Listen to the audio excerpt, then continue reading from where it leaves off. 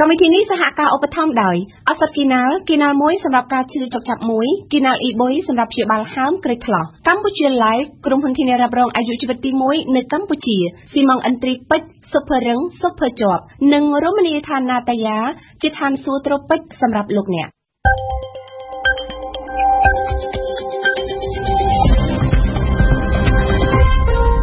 ជំរាបសួរលោកស្រីអ្នកនាងកញ្ញាសូមអរគុណលោកអ្នកដែលបានស្ដាប់កម្មវិធីព័ត៌មានរបស់វិទ្យុបារាំងអន្តរជាតិ RFE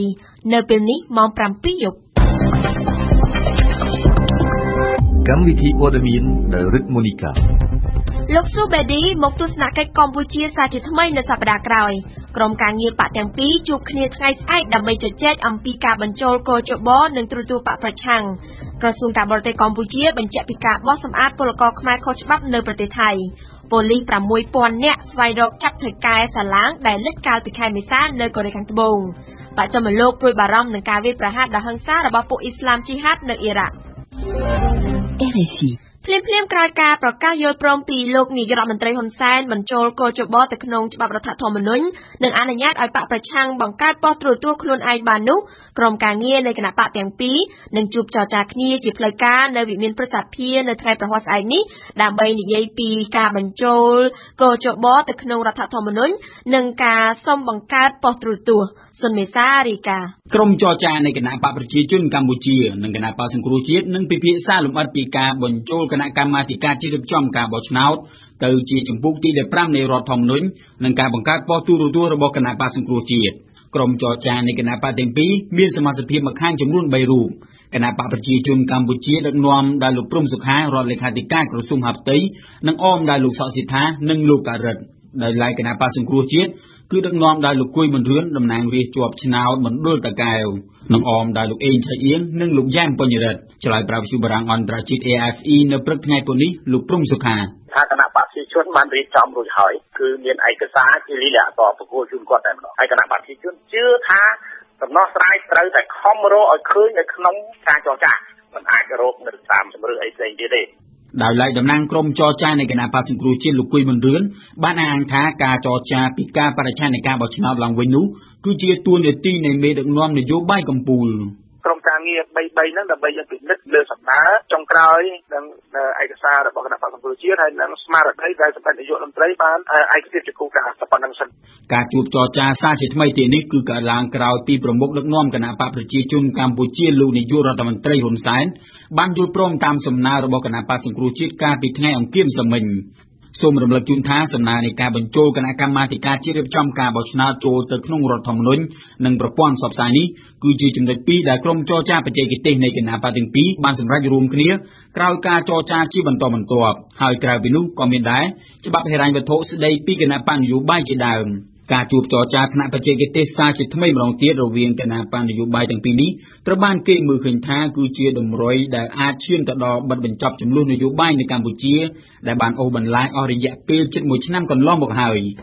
ចំណែកលោកស្រីមួនសុខួរបេក្ខជនតំណាងរាស្ត្រជាប់ឆ្នោតរបស់គណៈបក្សសង្គ្រោះជាតិរំពឹងថាប៉ុស្តិ៍ទូរទស្សន៍ថ្មីរបស់គណៈបកប្រឆាំងនេះនឹងផ្ដល់វេទិកាស្មើភាពជូនដល់ប្រជាពលរដ្ឋគ្រប់រូបហើយថាវានឹងបញ្ចប់ភាពស្ទើរតែគ្មានឱកាសបញ្ចេញមុខតាមកញ្ចក់ទូរទស្សន៍របស់អ្នកតំណាងរាស្ត្របកប្រឆាំងអស់រយៈពេលជាង20ឆ្នាំមកនេះអតីតប្រជាពលរដ្ឋបង្កក់ប្រមាណជា50នាក់បាននាំគ្នាបិទផ្លូវនៅមុខសាលារាជធានីភ្នំពេញក្នុងរយៈពេលខ្លីនៅព្រឹកថ្ងៃទី11មិថុនានេះដើម្បីទាមទារសំណងបន្ថែមចំនួន$20,000ក្នុងមួយគ្រួសារពីលើសំណងចាស់លោកឡុងឌីម៉ងអ្នកនាំពាក្យសាលារាជធានីភ្នំពេញបានប្រាប់វិទ្យុបារាំងថាការបិទផ្លូវបែបនេះគឺជាអំពើខុសច្បាប់លោកបានបញ្ជាក់ទៀតថាសាលាក្រុងមិនអាចផ្ដល់សំណងបន្ថែមជាទឹកប្រាក់រហូតដល់ទៅ$20,000នេះជូនដល់អតីតអ្នកភូមិបង្កក់នោះទេប៉ុន្តែសាលាក្រុងនឹងបន្តអភិវឌ្ឍហេដ្ឋារចនាសម្ព័ន្ធនៅក្នុងតំបន់ដែលពួកគាត់រស់នៅជាបន្តបន្ទាប់ហើយសូមឲ្យអ្នកភូមិអត់ធ្មត់ព្រោះការងារទាំងអស់នេះមិនអាចបញ្ចប់ក្នុងរយៈពេលខ្លីបាននោះទេអ្នករាយការណ៍ពិសេសអង្គការសហប្រជាជាតិទទួលបន្ទុកផ្នែកសិទ្ធិមនុស្សប្រចាំនៅកម្ពុជាលោកសូរិយាប្រសាទស៊ូបេឌីនឹងមកបំពេញទស្សនកិច្ចនៅកម្ពុជាជាថ្មីម្ដងទៀតនៅសប្តាហ៍ក្រោយទស្សនកិច្ចលើកនេះមានរយៈពេល10ថ្ងៃចាប់ពីថ្ងៃទី15ដល់ថ្ងៃទី25មិថុនាដើម្បីពិនិត្យមើលបញ្ហាសិទ្ធិមនុស្សនិងការអនុវត្តនៅអនុសាសន៍ផ្សេងៗដែលលោកបានដាក់ជូនរដ្ឋាភិបាលកាលពីពេលកន្លងទៅប៉ែនបូណារាយការណ៍ ដំណឹងស្ដីពីការមកដល់របស់លោកស៊ូបេឌីត្រូវបានប្រកាសឲ្យដឹងដោយការិយាល័យឧត្តមស្នងការសហប្រជាជាតិទទួលបន្ទុកសិទ្ធិមនុស្សនៅកម្ពុជានៅថ្ងៃពុធទី11មិថុនានេះសេចក្តីជូនដំណឹងបានឲ្យដឹងថា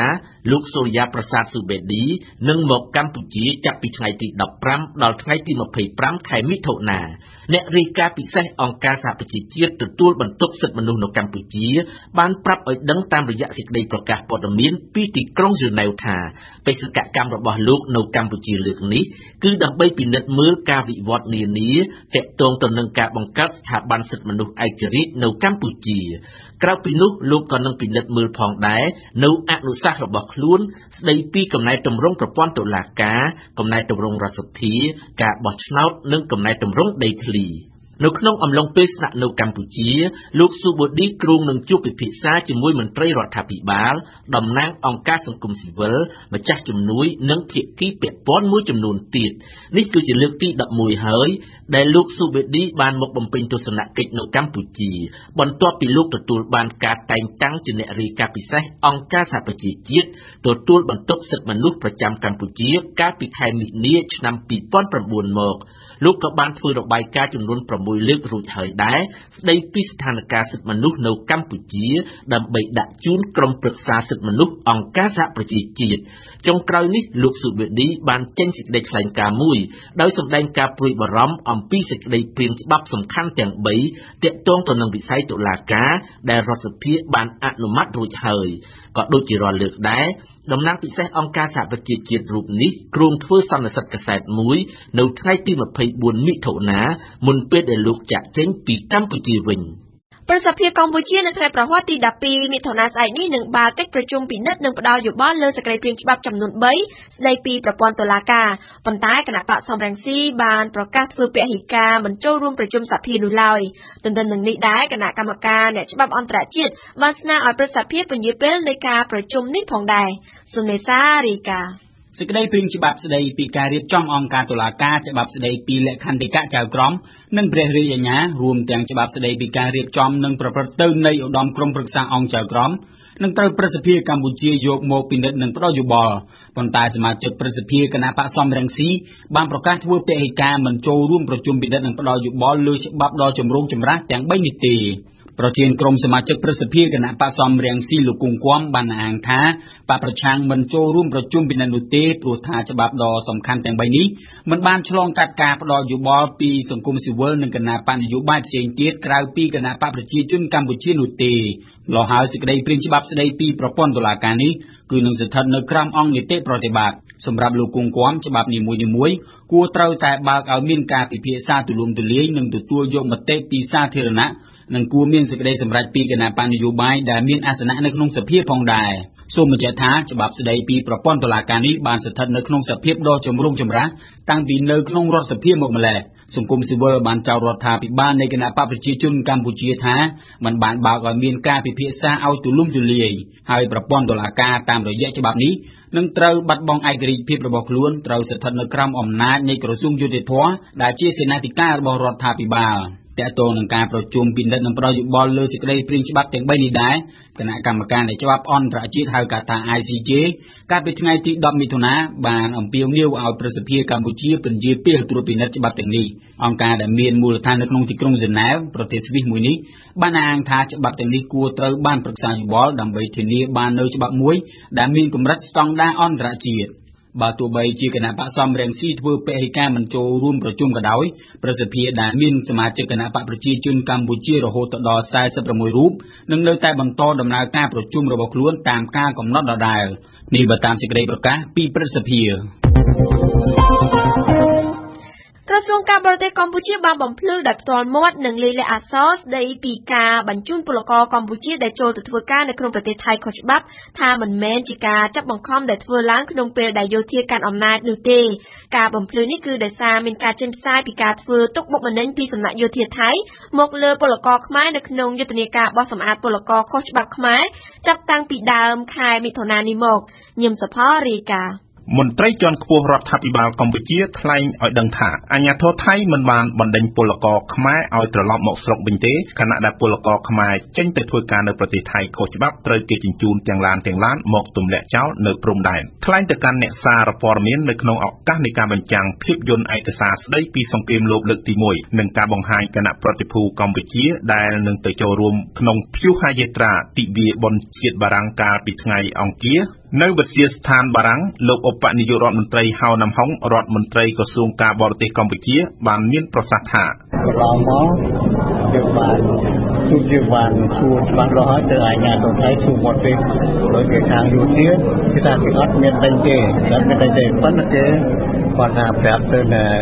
លោកចាក់នឹងសាក់ទីខ្លះដែលមានកម្មករមិនសន្តិបាត់សូមឲ្យគេទៅមកវិញទៅហើយកម្មករយើងបានចាក់តងគេមាត់មួយទៅមាត់មួយកំណងវារត់មកទៅម៉ែមកគេអត់ដេញទៅឲ្យផ្ទាល់មាត់ពីយោធាទេ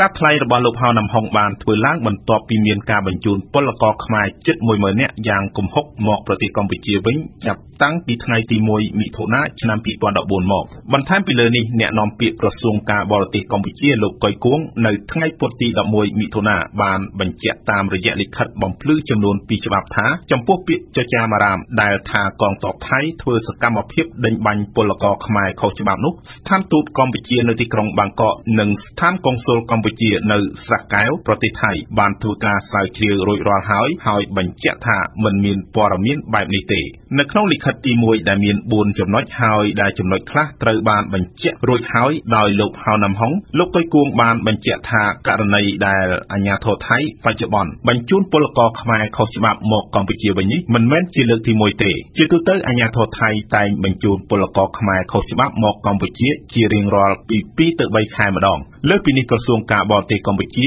តាមរយៈលោកកុយគួងឲ្យដឹងថារដ្ឋលេខាធិការក្រសួងការបរទេសកម្ពុជាលោកអ៊ុងសៀនបានប្រាប់ឯកអគ្គរដ្ឋទូតថៃនៅកម្ពុជាកាលពីម្សិលមិញដោយស្នើសុំឲ្យភាគីថៃបញ្ជូនពលករខ្មែរដែលខុសច្បាប់មកកម្ពុជាវិញមានលក្ខណៈមនុស្សធម៌ដោយមិនត្រូវដាក់ឲ្យឈរប្រជែកគ្នាក្នុងរថយន្តទ្រុងព័ទ្ធទៅដោយសំណាញ់ដែកឡើយ ដែលឡែកកងទាហានកម្ពុជា2នាក់ដែលបានទៅបម្រើការនៅប្រទេសម៉ាលីក្នុងបេសកកម្មក្រោមឆ័ត្ររបស់អង្គការសហប្រជាជាតិបានស្លាប់នៅថ្ងៃអង្គារម្សិលមិញដោយសារការទាស់ចំណីអាហារនិងបញ្ហាផ្លូវដង្ហើមនេះបើតាមការបញ្ជាក់ពីលោកនាយឧត្តមសេនីយ៍សែមសវណ្ណីអគ្គនាយកមជ្ឈមណ្ឌលជាតិគ្រប់គ្រងកងកម្លាំងរក្សាសន្តិសុខកម្ពុជាកាលពីពេលថ្មីៗនេះក៏មានទាហានមួកខៀវខ្មែរម្នាក់ដែរដែលបានបំពេញបេសកកម្មនៅប្រទេសម៉ាលីហើយបានស្លាប់ដោយសារជំងឺគ្រុនចាញ់ក្រោយពីបានដឹកមកដល់ប្រទេសកម្ពុជា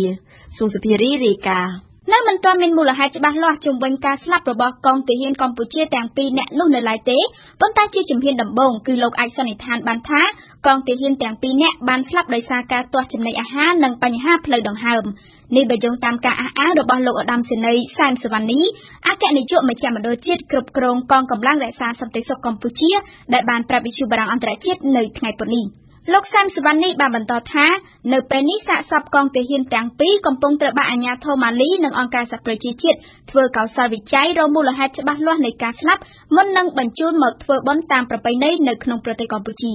ដែលមិនបានបញ្ជាក់ឈ្មោះទាហានដែលបានស្លាប់នោះលោកសែមសវណ្ណីគ្រាន់តែបានប្រាប់ថាយោធាខ្មែរទាំងពីរនាក់នោះម្នាក់គឺជាវិស្វករនិងម្នាក់ទៀតមានមុខងារជាពេទ្យបឋម លោកសវណ្ណីបានអះអាងថាការស្លាប់កងទាហានកម្ពុជានេះគឺជាលើកដំបូងហើយចាប់តាំងពីរយៈពេល3ខែដែលកម្ពុជាបានបញ្ជូនកងទ័ពមួកខៀវចំនួនប្រមាណជា300នាក់ទៅបំពេញបេសកកម្មក្នុងប្រទេសម៉ាលី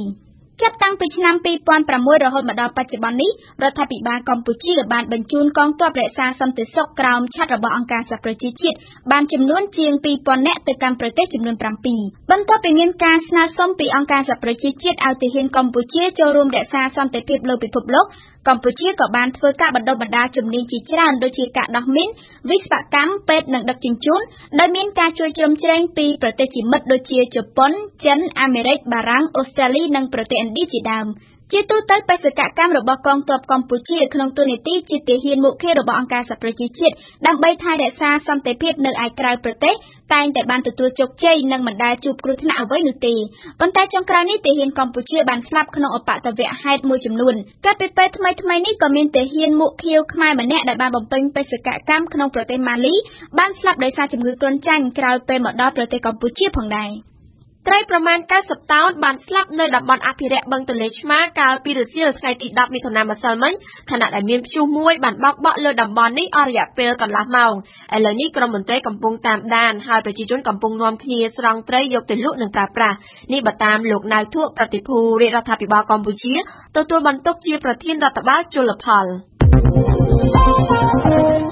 យើងផ្ដើមព័ត៌មានអន្តរជាតិនិយាយពីប្រទេសកូរ៉េខាងត្បូងនៅថ្ងៃពុធទី11មិថុនានេះប៉ូលីសកូរ៉េខាងត្បូងរាប់ពាន់នាក់បាននាំគ្នាសម្រុកចូលដើរគំហុកក្នុងទីតាំងជាកម្មសិទ្ធិឯកជនមួយកន្លែងនៅឯភាគខាងត្បូងក្រុងសេអ៊ូលដើម្បីស្វែងរកចាប់ខ្លួនថៅកែក្រុមហ៊ុនសាឡាងដឹកជញ្ជូនសេវូលដែលបានលេចកាលពីខែមេសានិងបានបង្កឲ្យមនុស្សជាង300នាក់ស្លាប់និងបាត់ខ្លួនក្នុងនោះជាង280នាក់ជាក្មេងសិស្សសាលា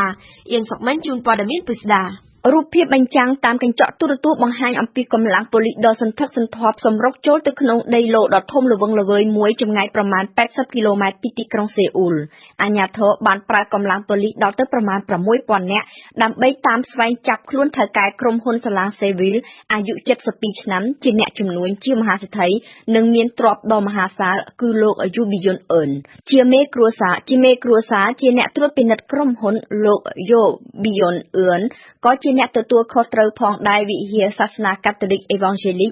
ដែលប៉ូលីសកំពុងតែចោះឆែកឆេរនាពេលនេះវិហារសាសនាបានអះអាងថាគ្មានទំនាក់ទំនងជាមួយនឹងមហាសេដ្ឋីរូបនេះឡើយក៏ប៉ុន្តែសម្រាប់សាសនិកជនចាស់ៗលោកយូប៊ីយុងអ៊ឺនគឺជាមេដឹកនាំវិហារពិតៗនិងត្រូវបានទទួលការគោរពស្ទើរស្មើនឹងព្រះម្សិលមិញលោកស្រីប្រធានាធិបតីកូរ៉េខាងត្បូងប៉ាក់គុនហេបានសង្កត់ធ្ងន់អំពីភាពចាំបាច់ដែលត្រូវនាំថៅកែសាឡាងទៅឲ្យតុលាការកាត់ទោសរូបថៅកែក្រុមហ៊ុនផ្ទាល់មិនបានចូលរួមចំណែកក្នុងគ្រោះថ្នាក់លេខសាឡាងមែនក៏ប៉ុន្តែកូននិងក្រុមគ្រួសារគឺជាអ្នកមើលការខុសត្រូវនិងចាត់ចែងប្រព័ន្ធដឹកនាំក្រុមហ៊ុនដ៏ស្មុគស្មាញកូនស្រីម្នាក់ដែលរស់នៅប្រទេសបារាំងត្រូវបានឃាត់ខ្លួននៅទីក្រុងប៉ារីកាលពីថ្ងៃទី27ឧសភាតុលាការបារាំងកំពុងតែសិក្សាសំណើធ្វើបត្យាប័ន្នរបស់កូរ៉េខាងត្បូងអ្នកអង្កេតចង់សាកសួរថៅកែនិងក្រុមកូនពីព្រោះគេសង្ស័យថាពីលើភាពប្រងើយកន្តើយរបស់ក្រុមហ៊ុនតាក់ទងទៅនឹងបទដ្ឋានសុវត្ថិភាពរបស់សាឡាងការរំលោភច្បាប់ផ្សេងៗនិងការសូកប៉ាន់ដើម្បីបានរួចខ្លួនពីបទបញ្ជាផ្នែកសុវត្ថិភាពនៅថ្ងៃពុធនេះប៉ូលីសបានចាប់ខ្លួនសមាជិកវិហារ3នាក់ពីបទសង្ស័យថាបានជួយប្រមុខសាសនាឲ្យពីខ្លួនប្រឆាំងនឹងដីការបស់ជាតិ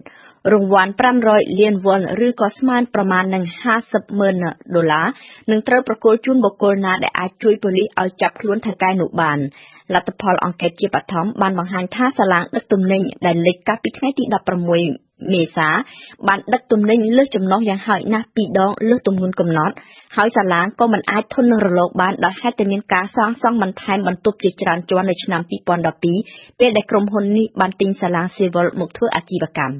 នៅថ្ងៃពុធនេះគណៈប្រតិភូមួយក្រុមរបស់រដ្ឋាភិបាលយោធាថៃដឹកនាំដោយរដ្ឋមន្ត្រីក្រសួងការពារជាតិបានចេញដំណើរទៅបំពេញទស្សនកិច្ចនៅក្នុងប្រទេសចិនដែលជាដំណើរទស្សនកិច្ចក្រៅប្រទេសដ៏កម្រមួយចាប់តាំងពីកងទ័ពថៃឡើងកាន់អំណាចដោយរដ្ឋប្រហារកាលពីថ្ងៃទី22ខែឧសភាកន្លងទៅតើចិនបានប្រកាន់នៅចំហយ៉ាងម៉េចខ្លះចំពោះរដ្ឋប្រហារនៅថៃយើងនឹងបានស្ដាប់ព័ត៌មានលម្អិតនៅពេលបន្តិចទៀតដែលមានអន្តរាគមន៍ពីសេងឌីណាតើអ៊ីរ៉ាក់ត្រូវធ្វើដូចម្តេចនៅចំពោះមុខការស្ទុះឡើងខ្លាំងនៃចលនាអ៊ីស្លាមជ្រុលនិយមជីហាតដែលកំពុងរុលទៅមុខយ៉ាងសន្ធោសន្ធៅភាគខាងលិចនិងភាគខាងជើងប្រទេសខេត្តសំខាន់ទី2របស់អ៊ីរ៉ាក់បានធ្លាក់ក្នុងកណ្ដាប់ដៃពួកប្រដាប់អាវុធជីហាតចំណែកយោធាជាតិនិងនាយករដ្ឋមន្ត្រីអសមត្ថភាពប្រឈមមុខនឹងការវាយលុកនេះអង្គការសហប្រជាជាតិនិងសហរដ្ឋអាមេរិកបានសម្ដែងការព្រួយបារម្ភយ៉ាងខ្លាំងតែមន្ទីរបញ្ចកោណអាមេរិកច្រានចោលនៅឡើយនាពេលនេះអន្តរាគមន៍យោធាយើងស្ដាប់អៀងសុកមិញមិនធ្លាប់មានឡើយសម្រាប់ជោគជ័យរបស់ពួកអ៊ីស្លាមជ្រុលនិយមរដ្ឋអ៊ីស្លាមអ៊ីរ៉ាក់និងលើវងដែលហៅកាត់ថា EIIL ក្នុងរយៈពេលតែ24ម៉ោងក្រុមជីហាតអ៊ីស្លាមដែលល្បីខាងកាច់សាហាវបានសម្រុករុលទៅមុខយ៉ាងមហាគ្រោះថ្នាក់ដណ្ដើមយកខេត្តសំខាន់ទី2របស់អ៊ីរ៉ាក់គឺខេត្តនីនីវព្រមទាំងកំពុងតែរំកិលទៅមុខចូលគ្រប់គ្រងខេត្តភាគខាងជើងប្រទេសជាបន្តបន្ទាប់ទៀតមានជាអាចខេត្តគៀវគូឬសាឡាហេឌីនបណ្ដាជនស៊ីវិលប្រមាណជាកន្លះលាននាក់កំពុងតែរត់ភៀសខ្លួនហើយប្រឈមមុខនឹងការស្ទុះឡើងនេះអាជ្ញាធរអ៊ីរ៉ាក់ចង់បំពាក់អាវុធដល់គ្រប់ពលរដ្ឋទាំងអស់ដែលស្ម័គ្រចិត្តងើបឈរប្រយុទ្ធប្រឆាំងនឹងពួកអ៊ីស្លាមជ្រុលនិយមពួកអ៊ីស្លាមជ្រុលនិយមជីហាតដែលតំណាងឲ្យការគំរាមកំហែងស្ថិរភាពអ៊ីរ៉ាក់និងតំបន់ទាំងមូលនេះគឺជាការទាញសញ្ញាអាសន្នរបស់ Washington នៅយប់មិញក្រសួងការពារជាតិអាមេរិកបានប្រកាសផ្តល់ចម្លើយធ្ងន់ដៃតបដៃទៅនឹងពួកជីហាតនេះក៏ប៉ុន្តែមិនបានប្រាប់ពាក្យធ្វើសកម្មភាពយោធាទេអាមេរិកបានរំលឹកថាយោធាកំពុងតែនឹងបន្តបំពាក់បំពន់កងកម្លាំងប្រឆាំងភេរវនិយមអ៊ីរ៉ាក់ដូចជាអ្វីដែលបាននឹងកំពុងធ្វើតាំងពីដើមមកនៅឯប្រទេសយ៉ូដានីក៏ប៉ុន្តែការបំពាក់អាវុធនិងជំនួយអាមេរិកនេះគឺមិនអាចទប់ទល់ជាមួយនឹងពួកជីហាតនេះបានឡើយបើតាមអ្នកវិភាគរដ្ឋាភិបាលរបស់លោកនូរីអែលម៉ាលីគីដែលជាក្រុមនិកាយឈីអ៊ីតនិកាយរបស់បណ្ដាជនភៀសច្រើននៃអ៊ីរ៉ាក់ត្រូវតែរួបរวมជាមួយនឹងពួកយុទ្ធជនគឿកនិកាយស៊ីនីតដែលមានបទពិសោធន៍ផ្នែកប្រយុទ្ធខ្លាំងតែត្រូវបានបណ្ដេញចេញពីគួរជួរកងទ័ពក្រោយពីរបបសាដាមហ៊ូសែនដួលរលំទៅប្រសិនបើពួកក្រុមគឿកសុកចិត្តចូលប្រយុទ្ធប្រឆាំងនឹងពួកភេរវនិយមមែននោះគេអាចមានសង្ឃឹមច្រើនក៏ប៉ុន្តែទោះជាយ៉ាងណាក្ដីក៏ការតស៊ូនឹងមានរយៈពេលយូរស្វិតស្វាញហើយគឺតំបន់ជុំវិញទាំងមូលដែលត្រូវស្ថិតក្នុងគ្រោះថ្នាក់មួយទៀតនឹងដែលជំរុញឲ្យតំបន់ដើមបូព៌ាតាំងពីសេរីលីបង់អ៊ីរ៉ាក់ទូគីឬក៏ដល់តំបន់ឈូងសមុទ្រពាក់ផងរងការគំរាមកំហែងកាន់តែខ្លាំងនោះគឺការបាត់បង់ខេត្តនីនីវនិងក្រុងមូស៊ូលខេត្តដែលជាតំបន់យុទ្ធសាស្ត្រនិងជាទឹកដីសម្បូរព្រៃរបស់អ៊ីរ៉ាក់ពួកអ៊ីស្លាមជ្រុលនិយមជីហាតអាចប្រើកំណត់នេះសម្រាប់ជាប្រយោជន៍និងជាកម្លាំងឲ្យកាន់តែមានប្រសិទ្ធភាពក្នុងការរុករានដណ្ដើមទន្ទ្រានទីនៅតំបន់ជុំវិញនេះតែម្ដង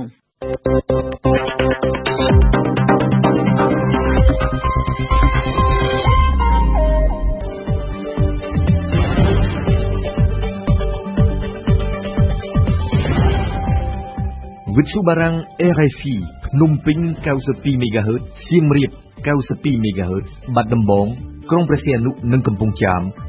94.5 MHz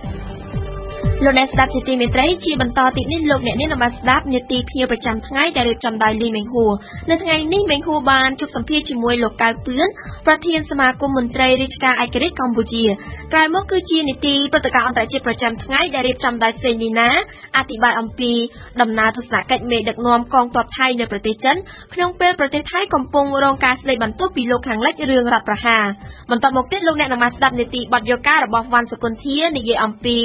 ស្ថានទូតបារាំងបង្ហាញមុខគណៈប្រតិភូកម្ពុជាដែលទៅចូលរួមទិវាបុណ្យជាតិ14កក្កដានិងនៅចំបញ្ចប់នៃកម្មវិធីរបស់យើងគឺជានីតិសុខភាពនិងអនាម័យរបស់អៀងសុកមិញថ្ងៃនេះសុកមិញនិយាយអំពីគុណប្រយោជន៍នៃផ្លែប៉ោមភ្ញៀវប្រចាំថ្ងៃភ្ញៀវប្រចាំថ្ងៃរបស់វិទ្យុបារាំងអន្តរជាតិ RFI នៅថ្ងៃពុធនេះគឺលោកកៅពឿនប្រធានសមាគមមន្ត្រីរាជការឯករាជ្យកម្ពុជា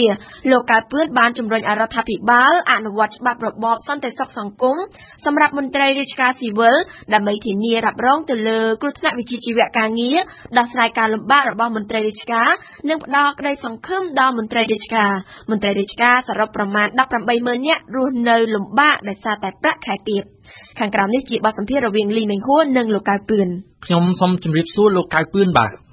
ជំរាបសួរលោកមេងហួរអរគុណលោកដែលបានអនុញ្ញាតឲ្យខ្ញុំបានសម្ភាសន៍តាមទូរស័ព្ទជុំវិញលិខិតរបស់សមាគមមន្ត្រីរាជការឯករាជ្យកម្ពុជាដែលផ្ញើជូនលោកវងសោតរដ្ឋមន្ត្រីក្រសួងសង្គមគិច្ចអតីតយុទ្ធជននិងយុវនីតិសម្បទាពាក់ព័ន្ធទៅនឹងការស្នើរបស់សមាគមឲ្យពន្យាការអនុវត្តច្បាប់របបសន្តិសុខសង្គមសម្រាប់មន្ត្រីរាជការស៊ីវិលនៅក្នុងលិខិតរបស់សមាគមមន្ត្រីរាជការឯករាជ្យកម្ពុជាចុះថ្ងៃទី10ខែមិថុនាបានជម្រាបទៅកាន់លោករដ្ឋមន្ត្រីក្រសួងសង្គមគិច្ចដោយលើកឡើងអំពីអនុក្រឹត្យស្តីពីការបង្កើតបេឡាជាតិសន្តិសុខសង្គមសម្រាប់មន្ត្រីរាជការស៊ីវិលចេញតាំងពីថ្ងៃទី14ខែកុម្ភៈឆ្នាំ2008ហើយរហូតមកដល់ពេលនេះមន្ត្រីរាជការកំពុងទន្ទឹងរង់ចាំយ៉ាងទទូចដើម្បីទទួលបាននៅសេវាធានារ៉ាប់រងទៅលើគ្រោះថ្នាក់ការងារស្របតាមមាត្រា2នៃអនុក្រឹត្យជាដំបូងខ្ញុំសូមអញ្ជើញលោកកៅពឿនលើកឡើងពីអត្ថប្រយោជន៍នៃរបបសន្តិសុខសង្គមសម្រាប់មន្ត្រីរាជការហ្នឹងតើពួកគាត់នឹងទទួលបានអត្ថប្រយោជន៍អ្វីខ្លះបាទតើតួងទៅនឹងច្បាប់នៃរបបសន្តិសុខសង្គមយើងឃើញថាគ្រប់កម្មករនិយោជិតទាំងអស់ក៏ដូចជាមន្ត្រីរាជការដែរគឺតែងតែចង់បាននៅការពារឬក៏គាំពារផ្នែកសង្គ ង្គមព្រោះថាពួកគាត់ធ្វើការគឺមិនមានជាប្រាក់ឈ្នួលឲ្យបានច្រើនអាចសន្សំទុកនៅពេលចាស់ជរាឬក៏ពេលឈឺទេអញ្ចឹងជាក់ស្ដែងតកតងទៅនឹងប្រាក់ឈ្នួលបច្ចុប្បន្ននេះគឺមិនគ្រប់គ្រាន់នៅឡើយទេហើយការធ្វើការនេះគឺគាត់សង្ឃឹមទាំងស្រុងទៅលើការធានារ៉ាប់រងពីសង្គមពីព្រោះថាគាត់គ្មានលទ្ធភាពទេប្រាក់ឈ្នួលសប្តាហ៍នេះមិនបានទាំងចាយសម្រាប់សេចក្តីត្រូវការប្រើខ្លួនផងចឹងហើយគឺបើសិនជាមាន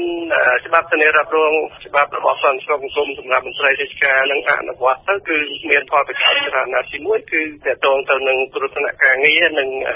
ជីវៈរបស់ពួកគាត់គឺគាត់ត្រូវបានធានារ៉ាប់រងទោះបីថាពីរដ្ឋឬក៏រដ្ឋផ្ដល់ធានារ៉ាប់រងនេះទៅដល់មន្ត្រីឯកជនឬក៏យ៉ាងណាក៏យើងមិនខ្វល់ដែរប៉ុន្តែយើងចង់បានឲ្យមានការធានារ៉ាប់រងនឹងទីពីរគឺផលប្រយោជន៍មួយទៀតគឺគាត់បានធានារ៉ាប់រងទៅលើសុខភាពរបស់គាត់ដូចជាប្រទេសគេរីចម្រើនប្រទេសទៀតគឺគេកាលណាគេបានបម្រើការងារនៅក្នុងមន្ត្រីរាជការអញ្ចឹងហើយគឺគេមិនខ្វល់ពីការឈឺទោះបីឈឺនឹងដោយគេហៅថាបណ្ដាលមកពីជីវៈដែលយើងធ្វើការឬក៏បណ្ដាលមកពីរឿងអីផ្សេងៗគឺគេធានាទាំងស្រុងហ្នឹងមួយទៀតគឺអ្វីដែលដល់ឲ្យគាត់នោះគឺសេចក្តីសង្ឃឹមរបស់គាត់គឺសេចក្តីសង្ឃឹមក្នុងផ្លូវចិត្តរបស់គាត់ហ្នឹងគឺគាត់មានភាពថាសុវត្ថិភាពនៅក្នុងចិត្តថាគាត់នឹងមិនជួបប្រទះបញ្ហាទេនៅពេលខ្លួនគាត់ក៏ដូចជាក្រុមគ្រួសាររបស់គាត់ឬក៏កូននៅក្នុងទុករបស់គាត់នឹងមានបញ្ហាអីបាទអនុក្រឹត្យស្ដីពីការបង្កើតបេឡាជាតិសន្តិសុខសង្គមសម្រាប់មន្ត្រីរាជការត្រូវបានរដ្ឋាភិបាលចេញតាំងពីថ្ងៃ14ខែកុម្ភៈឆ្នាំ2008មកម្លេះប៉ុន្តែរហូតមកទល់ពេលនេះមិនទាន់អនុវត្តនៅឡើយលោកកៅពឿនតាមលោកដឹងតើមូលហេតុអ្វីបានជាក្រសួងសង្គមគិច្ចក៏ដោយរដ្ឋាភិបាលនឹងមិនទាន់អនុវត្តនៅអនុក្រឹត្យស្ដីពីការបង្កើតបេឡាជាតិសន្តិសុខសង្គមសម្រាប់មន្ត្រីរាជការស៊ីវិលនឹងបាទខ្ញុំមិនមានព័ត៌មានច្បាស់ថាហេតុអ្វីក៏ច្បាប់នេះរហូតមកដល់ពេលនេះនៅតែមិនទាន់បានអនុវត្តនៅឡើយហើយបើតាមខ្ញុំគិតគឺថាប្រហែលជាពាក់ព័ន្ធទៅនឹងលុយពាក់ព័ន្ធទៅនឹងថវិកាដែលត្រូវគាត់គង់ទៅដល់វេលាជាតិនៃរបបសន្តិសុខសម្រាប់មន្ត្រីរាជការនេះព្រោះថាកាលណាយើងបង្កើតនៅវេលាជាតិហ្នឹងគឺមន្ត្រីរាជការច្រើនដែរ8-10,000 នាក់អញ្ចឹងរដ្ឋក៏ត្រូវតែបង់ទៅឲ្យមន្ទីរពេទ្យរដ្ឋឬក៏មន្ទីរពេទ្យឯកជនណាមួយនៅភាគណាមួយនោះដើម្បីធានារ៉ាប់រងទៅដល់គ្រោះថ្នាក់ការងាររបស់មន្ត្រីរាជការឬក៏ជំងឺជីវៈរបស់មន្ត្រីរាជការនេះហើយតកតងទៅនឹងវិស័យឯកជនគេងាយស្រួលនឹងអនុវត្តដោយសារគេបានកាត់លុយពីកែខ្លះចំណែកមន្ត្រីរាជការគឺរដ្ឋាភិបាលត្រូវតែចេញទាំងស្រុងឬក៏អាចថាភាគខ្លះនៃប្រាក់ឈ្នួលរបស់មន្ត្រីរាជការតាមការកត់សម្គាល់របស់សមាគមមន្ត្រីរាជការកម្ពុជារបស់លោកនឹងគឺថាសពថ្ងៃមន្ត្រីរាជការដែលលោកលើកឡើងអំបញ្ញមិញថាមានចំនួនសរុបប្រហែលជា18,000 នាក់ហ្នឹងរស់នៅលំបាកវេទនាយ៉ាងខ្លាំងដោយសារតែប្រាក់ខែមានកម្រិតទាបដែលផ្ដល់ដោយរដ្ឋាភិបាលមិនអាចទប់ទល់ទៅនឹងការចំណាយប្រចាំថ្ងៃបានអញ្ចឹងលោកកៅពឿនបាទតាមសមាគមមន្ត្រីរាជការឯករាជ្យរបស់លោកនឹងតើរដ្ឋាភិបាលអាចដំឡើងប្រាក់ខែឲ្យខ្ពស់ជាងសពថ្ងៃទៅដល់មន្ត្រីរាជការបានទេបាទតើតើនឹងចំនួនមន្ត្រីរាជការហ្នឹងគឺយើងបានស្រាវជ្រាវខ្លះគឺថាវាមិនជាច្រើនទេវាសមាមាត្រទៅនឹងចំនួនប្រជាជនដែលយើងមាន75 លាននាក់នោះ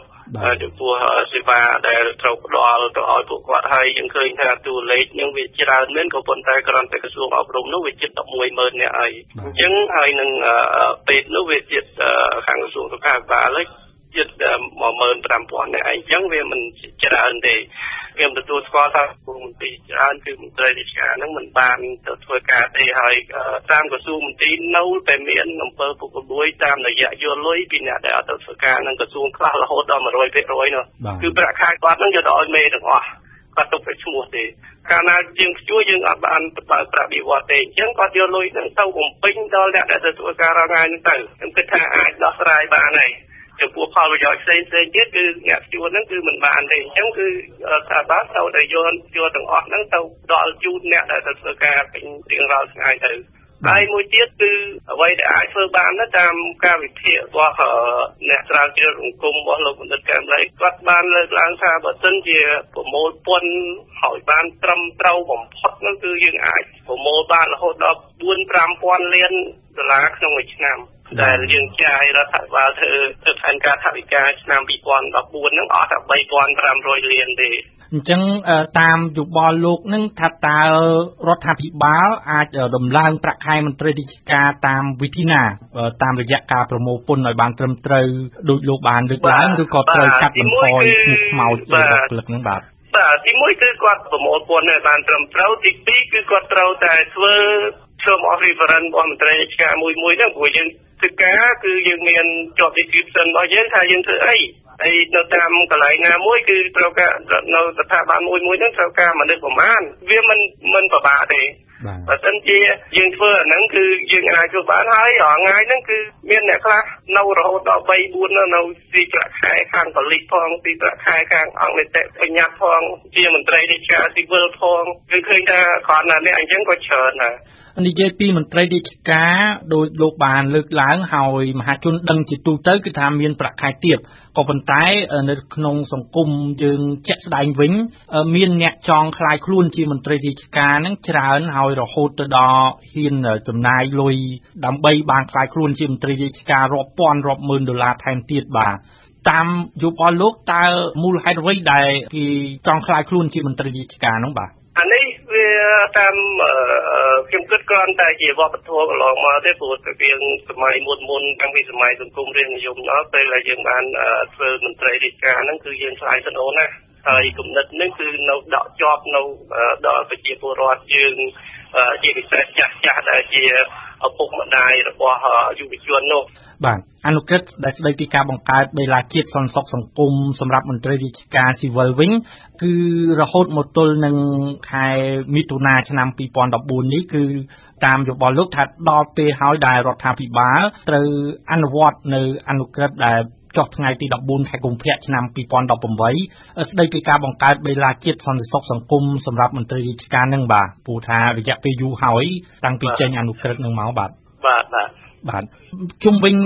លិខិតរបស់សមាគមមន្ត្រីរាជការឯករាជ្យកម្ពុជារបស់លោកជូនលោកវងសូតរដ្ឋមន្ត្រីក្រសួងសង្គមគិច្ចអតីតយុទ្ធជននិងយុវនីតិសម្បទារហូតដល់ពេលនេះមានការឆ្លើយតបពីលោករដ្ឋមន្ត្រីហើយឬនៅបាទមិនទាន់មានការឆ្លើយតបជាផ្លូវការណាមួយទេព្រោះកន្លងមកគឺខាងរដ្ឋាភិបាលហ្នឹងដូចជាស្គាល់នៅសមាគមឬក៏អីសមាគមទាក់ទងទៅនឹងបុគ្គលិករបស់រាជការណាទាំងសមាគមគ្រូបរិញ្ញាទាំងសមាគមមន្ត្រីរាជការអីគឺគេមិនដែលថា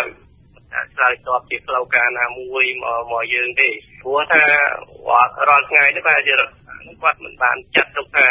ជាសមាគមមួយដែលជាមួយនៃរដ្ឋដែរបាទតាមយោបល់លោកថារដ្ឋាភិបាលនឹងគួរតែពន្លឿនការអនុវត្តច្បាប់របបសន្តិសុខសង្គមសម្រាប់មន្ត្រីរាជការស៊ីវិលឬក៏ការដំឡើងប្រាក់ខែទៅដល់មន្ត្រីរាជការស៊ីវិលជារឿងអាទិភាពបាទវាទាំងពីរតើតើទៅនឹង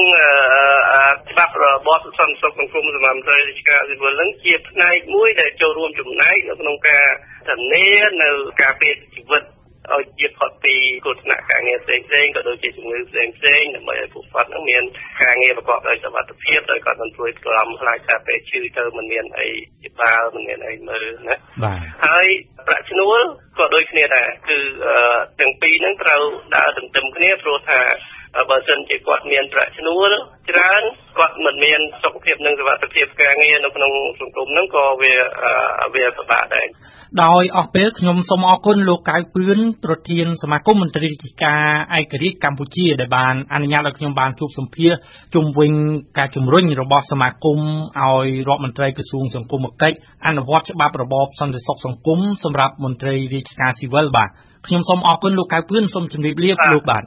សូមអរគុណបាទសូមជម្រាបលាកម្មវិធីនេះសហការឧបត្ថម្ភដោយអសតគីណាល់1សម្រាប់ការឈឺចុកចាប់1គីណាល់អ៊ីបុយសម្រាប់ព្យាបាលហើមក្រិចថ្លោះកម្ពុជា Live ក្រុមហ៊ុនធានារ៉ាប់រងអាយុជីវិតទី1នៅកម្ពុជាស៊ីម៉ងអិនទ្រីពេជ្រស៊ុបភឺរឹងស៊ុបភឺជាប់និងរមណីយដ្ឋានណាតាយ៉ាជាឋានសួគ៌ត្រូពិចសម្រាប់លោកអ្នកព្រឹត្តិការណ៍អន្តរជាតិប្រចាំថ្ងៃ នៅក្នុងនីតិព្រឹត្តិការណ៍អន្តរជាតិថ្ងៃនេះយើងនិយាយអំពីដំណើរទស្សនកិច្ចមេដឹកនាំកងទ័ពថៃនៅប្រទេសចិនក្នុងពេលដែលថៃកំពុងរងការស្ដីបន្ទោសពីលោកខាងលិចរឿងរដ្ឋប្រហារដោយថ្ងៃនេះយើងមានអន្តរាគមន៍ពីសេងឌីណាជំរាបសួរឌីណាជំរាបសួរម៉ូនីកានៅថ្ងៃពុធនេះគណៈប្រតិភូមួយក្រុមរបស់រដ្ឋាភិបាលយោធាថៃដឹកនាំដោយរដ្ឋមន្ត្រីក្រសួងការពារជាតិបានចេញដំណើរទៅបំពេញទស្សនកិច្ចនៅក្នុងប្រទេសចិនជាដំណើរទស្សនកិច្ចក្រៅប្រទេសដ៏កម្រមួយចាប់តាំងពីកងទ័ពថៃឡើងកាន់អំណាចដោយរដ្ឋប្រហារកាលពីថ្ងៃទី22ឧសភាកន្លងទៅឌីណាជាដំបូងខ្ញុំចង់សួរថាតើចិនបានប្រកាន់នៅជំហរយ៉ាងម៉េចខ្លះចំពោះរដ្ឋប្រហារនៅប្រទេសថៃម៉ូនីកាយើងឃើញថាខុសពីប្រទេសមួយចំនួនជាពិសេសប្រទេសលោកខាងលិចដែលនាំគ្នាកោតទោសរដ្ឋប្រហារនៅថៃចិនវិញចិនមិនមានការរិះគន់ឬក៏កោតទោសអ្វីទាំងអស់មានអ្នកនាំកងទ័ពថៃថែមទាំងបានអះអាងទៅទៀតថាចិនគាំទ្ររដ្ឋាភិបាលយោធាថៃបច្ចុប្បន្នគឺក្រោយពីឯកអគ្គរដ្ឋទូតចិនបានចូលទៅជួបមានអ្នកនាំកងទ័ពថៃកាលពីសប្តាហ៍មុនហើយមិនត្រឹមតែប៉ុណ្ណឹងទេម៉ូនីកាកាលពីថ្ងៃច័ន្ទកន្លងទៅថ្មីៗហ្នឹងក្រុមហ៊ុនទូរស័ព្ទ China Mobile ដែលជាក្រុមហ៊ុនរបស់រដ្ឋចិនទើបនឹងបានព្រមព្រៀងចូលហ៊ុនជាង$880 លានដើម្បីរកស៊ីជាមួយនឹងក្រុមហ៊ុនទូរស័ព្ទរបស់ថៃហើយវាជាកិច្ចសន្យាវិនិយោគដ៏ធំបំផុតចាប់តាំងពីរដ្ឋាភិបាលយោធាថៃឡើងកាន់អំណាចមែនទេទៅម៉ូនីកាជំហររបស់ចិនចំពោះរដ្ឋប្រហារនៅក្នុងប្រទេសថៃវាមិនមែនជារឿងចម្លែកទេតាំងពីដើមមកគឺចិនតែងតែប្រកាន់យកនៅគោលការណ៍មិនជ្រែកចូលក្នុងកិច្ចការផ្ទៃក្នុងរបស់ប្រទេសដទៃហើយជាទៅរដ្ឋាភិបាលចិនមិនដែលប្រកាន់ថាមេដឹកនាំណាជាមេដឹកនាំដែលកើតចេញពីការបោះឆ្នោតប្រជាធិបតេយ្យឬក៏ជាមេដឹកនាំផ្ដាច់ការទេឲ្យតែមានផលប្រយោជន៍ចិនអាចសហការអាចធ្វើការរកស៊ីជាមួយបានទាំងអស់ហើយម្យ៉ាងទៀតការធ្វើរដ្ឋប្រហារទម្លាក់រដ្ឋាភិបាលប្រជាធិបតេយ្យនៅថៃវាមិនមែនជារឿងដែលត្រូវឲ្យចិនស្ដាយសំណោះអ្វីទេពីព្រោះថាចិនមិនដែលស្រឡាញ់ចូលចិត្តលទ្ធិប្រជាធិបតេយ្យដូចជានៅក្នុងប្រទេសថៃហ្នឹងទេជាក់ស្ដែងយើងឃើញថាការពីថ្ងៃច័ន្ទកន្លងទៅហ្នឹង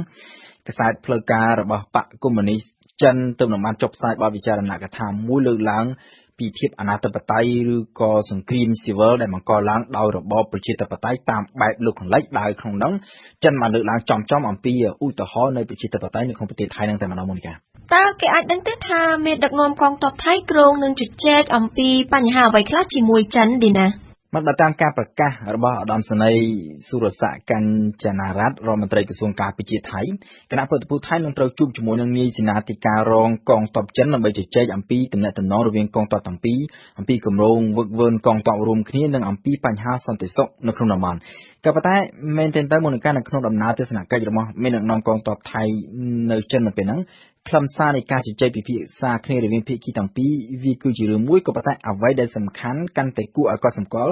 គឺកលៈទេសៈនៃដំណើរទស្សនកិច្ចហ្នឹងយើងដឹងស្រាប់ហើយថាថៃគឺជាសម្ព័ន្ធមិត្តជិតស្និទ្ធបំផុតរបស់អាមេរិកក៏ប៉ុន្តែចាប់តាំងពីរដ្ឋប្រហារថ្ងៃទី22ឧសភាមកទំនាក់ទំនងរវាងប្រទេសទាំងពីរកំពុងស្ថិតនៅក្នុងភាពតានតឹងខ្លាំងអាមេរិកក្រៅពីបានថ្កោលទោសការធ្វើរដ្ឋប្រហារហើយទាមទារឲ្យថៃវិលត្រឡប់ទៅរកគន្លងប្រជាធិបតេយ្យវិញអាមេរិកថែមទាំងបានប្រកាសផ្អាកជំនួយយោធាដល់ថៃផ្អាកគម្រោងធ្វើសម្ពយុទ្ធរួមគ្នាជាមួយថៃហើយគម្រោងដំណើរទស្សនកិច្ចរបស់មន្ត្រីយោធាថៃទៅអាមេរិកក៏ត្រូវអាមេរិកលុបចោលផងដែរហើយក្នុងពេលដែលកំពុងទទួលការស្ដីបន្ទោសពីអាមេរិកហើយកិច្ចសហប្រតិបត្តិការខាងផ្នែកយោធាក៏ត្រូវអាមេរិកជួលចោលមេដឹកនាំរដ្ឋាភិបាលយោធាថៃក៏ស្រាប់តែចេញទៅបំពេញទស្សនកិច្ចនៅចិនហើយការបង្ហាញពីភាពជិតស្និទ្ធរវាងរដ្ឋាភិបាលយោធាថៃនិងចិននៅពេលហ្នឹងវាមិនមែនជារឿងល្អទេសម្រាប់អាមេរិកជាពិសេសសម្រាប់នយោបាយការបរទេសរបស់លោកអូបាម៉ាដែលចង់បង្កើនវត្តមាននិងឥទ្ធិពលនៅក្នុងតំបន់អាស៊ីយើងឃើញស្រាប់ហើយថាដើម្បីទប់ទល់នឹងឥទ្ធិពលរបស់ចិនអាមេរិកកំពុងតែខិតខំព្យាយាមពង្រឹងទំនាក់ទំនងជាមួយបណ្ដាប្រទេសជាច្រើននៅអាស៊ីទោះបីជាប្រទេសដែលធ្លាប់ពីមុនមើលមុខគ្នាមិនចំដូចជាភូមាឬក៏វៀតណាមជាដើមក៏អាមេរិកកំពុងតែចាយចង់បន្តិចដែរចំណែកឯប្រទេសដែលជាសម្ព័ន្ធមិត្តស្រាប់ដូចជាថៃនេះជាដើមក៏អាមេរិកកំពុងតែត្រូវការខ្លាំងថែមទៅទៀតហើយផ្លាយជាអញ្ចឹងហើយបានជាយើងសង្កេតឃើញថាអាមេរិកក៏មានការប្រយ័ត្នប្រយែងខ្លាំងដែរក្នុងការបញ្ចេញប្រតិកម្មតបតទៅនឹងរដ្ឋប្រហារនៅក្នុងប្រទេសថៃយើងឃើញថាការថ្កោលទោសការទីមទីអវលត្រឡប់ទៅរកលទ្ធិប្រជាធិបតេយ្យវិញនិងការផ្អាកជំនួយវាគឺជារឿងចាំបាច់ដែលរដ្ឋាភិបាលរបស់លោកអូបាម៉ាត្រូវតែធ្វើដោយខានមិនបានពីព្រោះថាម្យ៉ាងវាជាគោលការណ៍មូលដ្ឋានរបស់អាមេរិកគោលការណ៍ប្រជាធិបតេយ្យហើយម្យ៉ាងទៀតអាមេរិកមានច្បាប់ដែលហាមឃាត់មិនឲ្យរដ្ឋាភិបាលសហការជាមួយនឹងរដ្ឋាភិបាលណាដែលឡើងកាន់អំណាចដោយធ្វើរដ្ឋប្រហារក៏ប៉ុន្តែបើយើងពិនិត្យមើលមែនទែនទៅជំនួយយោធាដែលអាមេរិកសម័យផ្អាកមិនបញ្ជូនទៅថៃនៅពេលហ្នឹងក៏មានត្រឹមតែ$3.5 លានតែប៉ុណ្ណឹងមិនមែនជាចំនួនទឹកប្រាក់ច្រើនណាស់ណាទេម៉ូនីកាចាអរគុណឌីណាចំពោះបទអន្តរាគមន៍នៅថ្ងៃនេះ บอดยกกา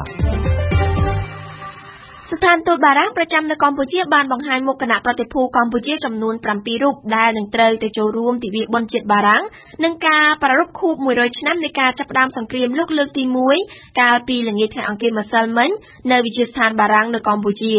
ការបង្ហាញវត្តមានគណៈប្រតិភូកម្ពុជានេះក៏មានអមដោយការចាក់បញ្ចាំងខ្សែភាពយន្តឯកសារស្ដីពីសង្គ្រាមលោកលើកទី1ផងដែរគណៈប្រតិភូដែលដឹកនាំដោយលោកឧបនាយករដ្ឋមន្ត្រីហៅណាំហុងរដ្ឋមន្ត្រីក្រសួងការបរទេសនិងសហប្រតិបត្តិការនឹងចាក់ចេញពីកម្ពុជាទៅប្រទេសបារាំងនៅថ្ងៃទី5កក្កដាតំណាងកម្ពុជានីមួយៗសុទ្ធតែបានសម្ដែងនូវការសប្បាយរីករាយនិងមានមោទនភាពដែលបានទៅចូលរួមនៅក្នុងពិធីបុណ្យជាតិដ៏ធំរបស់បារាំងនេះសូមស្ដាប់បទយការបស់វ៉ាន់សុគន្ធាដូចតទៅ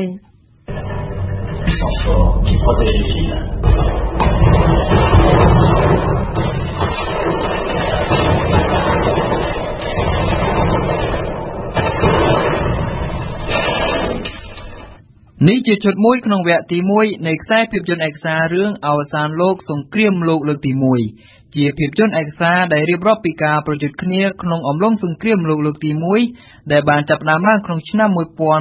1914និងបានបញ្ចប់នៅក្នុងឆ្នាំ1918មុនខ្សែភាពយន្តឯកសារនេះបានចាក់បញ្ចាំងលោកអាឡាំងហ្វឺតាំងភារៈធារីស្ថានទូតបារាំងប្រចាំនៅកម្ពុជាបានថ្លែងរៀបរាប់ពីសោកនាដកម្មនានាដែលប្រទេសបារាំងបានជួបប្រទះនិងទទួលរងក្នុងអំឡុងសង្គ្រាមលោកលើកទី1នេះសោកនាដកម្មនៃសតវត្សកន្លងទៅបានដកជាប់ក្នុងចិត្តរបស់អ្នកដែលរស់នៅដល់ខ្លោចសារក្នុងជំនាន់នោះក៏ដូចជាជំនាន់មនុស្សជាបន្តបន្ទាប់មកទៀតដែលមិនអាចធ្វើមិនដឹងមិនឮអំពីស្លាកស្នាមមិនទាន់រលត់បាត់នៃវិនិស្សកម្មទាំងនេះទស្សនវិជ្ជាដ៏ក្រៀមក្រំនៃសមរភូមិអនុភាពកំណើតទារកបន្ទាប់ពីមានការបាត់បង់ជីវិតយុវជនជាច្រើនលាននាក់សំណង់ស្ទូបរំលឹកដល់ជនរងគ្រោះនៅគ្រប់ទីកន្លែងនៅក្នុងប្រទេសបារាំងសូម្បីតែនៅតាមភូមិតូចៗបើតាមភារៈធារីរូបនេះសង្គ្រាមលោកលើកទី1ដែលមានរយៈពេល4ឆ្នាំបានសម្លាប់ជីវិតមនុស្សជាង18លាននាក់ក្នុងនោះបារាំងមានអ្នកស្លាប់ប្រមាណ1លាន7សែននាក់និងអ្នករបួសមានចំនួនប្រមាណ4លាន2សែននាក់ក្រុមក្រសែភ្នែកអ្នកទស្សនាដែលភាគច្រើនជានិស្សិតខ្មែរនិងជាជនជាតិបារាំងប្រមាណជា100នាក់លោកអាឡាំងហ្វឺតាំងក្នុងសម្លៀកបំពាក់អាវធំពណ៌ខ្មៅបានលើកឡើងថាមនុស្សប្រមាណជាង 90000 នាក់មកពីឥណ្ឌូចិនក្នុងនោះ 20000 នាក់ជាជនជាតិកម្ពុជាបានចូលរួមក្នុងសង្គ្រាមលោកលើកទី1រឿងរ៉ាវប្រវត្តិសាស្ត្រមួយដែលគេមិនដឹងនោះគឺមនុស្ស 90000 នាក់មកពីឥណ្ឌូចិនបារាំងសម័យនោះបានចូលរួមនៅក្នុងសង្គ្រាមលោកលើកទី1ដែលខ្លះស្ថិតក្នុងចំណោមយុវជនប្រយុទ្ធនិងខ្លះទៀតធ្វើការនៅក្នុងរោងចក្រផលិតគ្រឿងសព្វាវុធគេប៉ាន់ប្រមាណថាប្រជាពលរដ្ឋកម្ពុជាប្រមាណជា 20000 នាក់បានចូលរួមក្នុងសង្គ្រាមនេះយុទ្ធជនទាំងនេះត្រូវបានគេកោតសរសើរចំពោះភាពអំណត់តស៊ូនិងអាកប្បកិរិយាគំរូរបស់ពួកគេនៅឯសមរភូមិលោកអាឡាំងហ្វឺតាំងបានបន្ថែមថាអស់រយៈពេលជិត100ឆ្នាំបន្ទាប់ពីការប្រយុទ្ធបង្ហូរឈាមគ្នាលើកដំបូងចាប់ផ្ដើមនៅខែសីហាឆ្នាំ1914ទិវាបុណ្យជាតិ14កក្កដាឆ្នាំ2014នេះនឹងក្លាយជាការជួបជុំប្រកបដោយភេទរភាពនិងការផ្លាស់ប្ដូរគ្នាទៅវិញទៅមកជាពិសេសរវាងយុវជនមកពីប្រទេសនានាជុំវិញពិភពលោកដែលនឹងចូលរួមនៅក្នុងជំនួបនិងការទស្សនាជាលក្ខណៈវប្បធម៌ជាច្រើនក្រៅពីការដង្ហែក្បួនជួបអធិក្រាក្រោយពីបានរៀបរាប់ពីហេតុការណ៍នានាដែលបានកើតឡើងក្នុងអំឡុងសង្គ្រាមលោកលើកទី1នោះលោកភារៈធារីស្ថានទូតបារាំងក៏បានបង្ហាញសមាជិកគណៈប្រតិភូកម្ពុជាដែលនឹងត្រូវទៅចូលរួមក្នុងព្យុហយាត្រានៃទិវាបុណ្យជាតិបារាំងនិងការប្រារព្ធខួប100ឆ្នាំនៃការចាប់ផ្ដើមសង្គ្រាមលោកលើកទី1Bonsoir, son excellent mesdames et messieurs, je m'appelle Monsangalia, je suis étudiante en économie en troisième année à l'Université Royale des Droits et des Sciences économiques.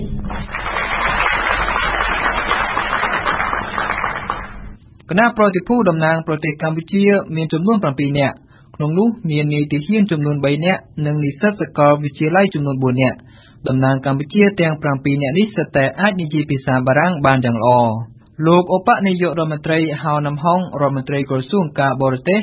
និងសហប្រតិបត្តិការអន្តរជាតិដែលនឹងត្រូវដឹកនាំគណៈប្រតិភូទាំងនេះទៅកាន់ប្រទេសបារាំងនោះ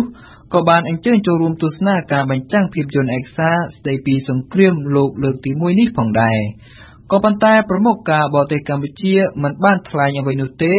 ក្រៅតែពីអង្គុយទស្សនាខ្សែភាពយន្តឯកសារដោយស្ងៀមស្ងាត់កញ្ញាសូរីដាតំណាងកម្ពុជាមួយរូបក្នុងចំណោម7រូបនិងជានិស្សិតស្រីឆ្នាំទី2នៃវិទ្យាស្ថានបច្ចេកវិទ្យាកម្ពុជាបានសម្ដែងនូវភាពរីករាយដែលបានចូលរួមព្រឹត្តិការណ៍ជាលក្ខណៈអន្តរជាតិដ៏ធំនេះតែមានអារម្មណ៍សប្បាយហើយក៏មានមោទនភាពដែរដែលអាចជាតំណាងនៃប្រទេសយើងទៅចូលរួមបុណ្យជាតិបារាំង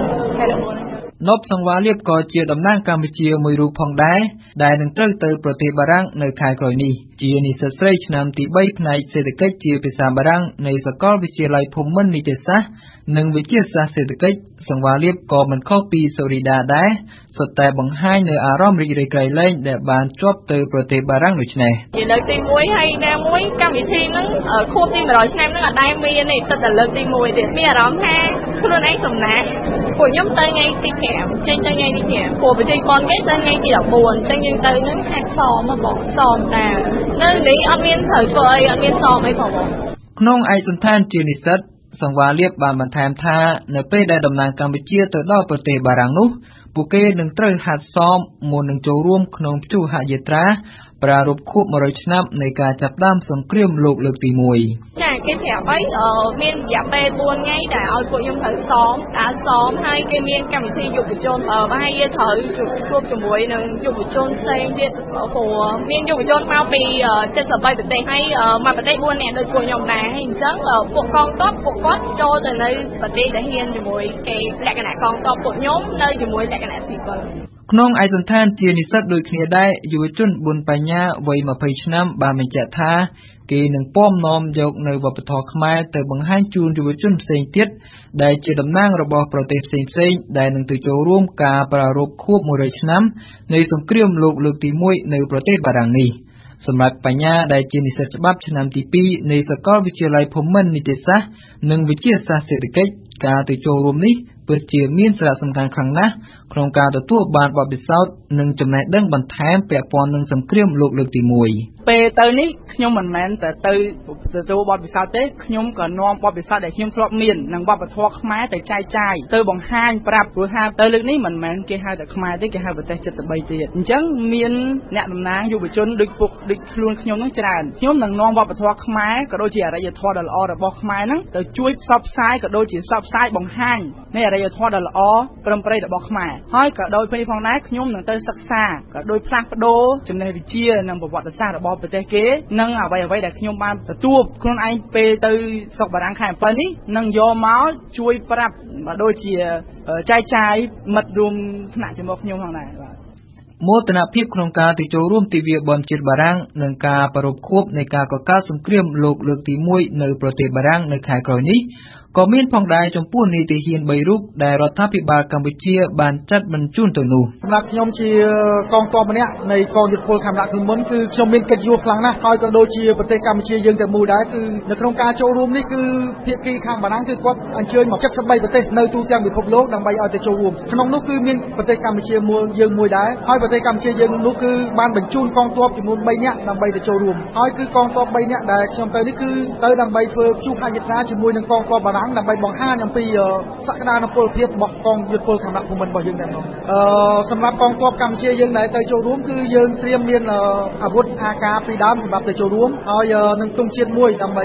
ដែលជាទង់ជាតិរបស់ប្រទេសយើងទង់ជាតិរបស់យើងហើយនឹងកងទ័ពចំនួន3រូបលោកវរៈស្នេត្រីទិសុភាគឺជាមេបញ្ជាការគ្រប់គ្រងវគ្គនីតិហានសកម្មនៃអង្គភាពសាលានីតិហានសកម្មនៃអគ្គបញ្ជាការដ្ឋានកងយុទ្ធពលខេមរៈភូមិន្ទវរៈស្នេត្រីវ័យ32ឆ្នាំរូបនេះបានដឹងយ៉ាងច្បាស់ទាក់ទងទៅនឹងសង្គ្រាមលោកលើកទី1ដែលបានឆក់យកជីវិតមនុស្សរាប់លាននាក់នៅទូទាំងពិភពលោកសង្គ្រាមលោកលើកទី1គឺជាសង្គ្រាមមួយដែលកើតឡើងនៅក្នុងកំឡុងឆ្នាំ1914ដល់ឆ្នាំ1918សង្គ្រាមលោកនេះគឺដំបូងឡើងគឺកើតឡើងអំពីមហិច្ឆតានៃការវាយទីទឹកដីរបស់ចក្រភពអាល្លឺម៉ង់ចាប់ផ្ដើមនៅខែ8ឆ្នាំ1914គឺផ្ដើមដោយការវាយលុកចូលនៅប្រទេសបែលហ្សិកដើម្បីធ្វើការវាយចូលនៅក្នុងប្រទេសបារាំង